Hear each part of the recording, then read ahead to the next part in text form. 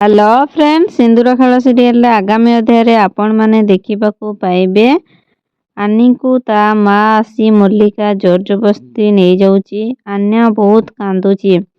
କ'ଣ ଆନ୍ୟାର ମା ଆଦ୍ୟା ଆନିକୁ ନେଇ ଆସିବ? ଜାଣିବା ପାଇଁ ଭିଡ଼ିଓଟିକୁ ଶେଷ ପର୍ଯ୍ୟନ୍ତ ଦେଖନ୍ତୁ। ଯଦି ଚ୍ୟାନେଲରେ ନୂଆ ଆସିଛନ୍ତି ଚ୍ୟାନେଲକୁ ସବସ୍କ୍ରାଇବ କରିଦିଅନ୍ତୁ ଓ ପାଖରେ ଥିବା ନୋଟିଫିକେସନ ବେଲକୁ କ୍ଲିକ୍ କରିଦିଅନ୍ତୁ, ଯାହାଫଳରେ ସିନ୍ଦୁର ଖେଳ ସିରିଏଲରେ ଆଗାମୀ ଅଧ୍ୟାୟରେ କ'ଣ ହେବ ଆପଣମାନେ ଜାଣିପାରିବେ।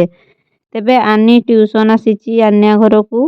ଆନି ଏକାଠି ପାଠ ପଢ଼ୁଥିଲେ। ସେହି ସମୟରେ ମଲ୍ଲିକା ଆନିକୁ ଘରକୁ ନେବା ପାଇଁ ଆସିଛନ୍ତି, କିନ୍ତୁ ଆନି ସେଠାରୁ ଯିବା ପାଇଁ ଚାହୁଁନାହିଁ। ସେ ଆଦ୍ୟାକୁ ଧରି ବହୁତ ଜୋରରେ କାନ୍ଦୁଛି ଯେ ନା, ମୁଁ ଏଠାକୁ ଯିବା ପାଇଁ ଚାହୁଁନାହିଁ, କିନ୍ତୁ ମଲ୍ଲିକା ତାଙ୍କୁ ସେଠାରେ ଜୋର ଜବରଦସ୍ତି ଟାଣିକି ନେଇଯାଉଛନ୍ତି।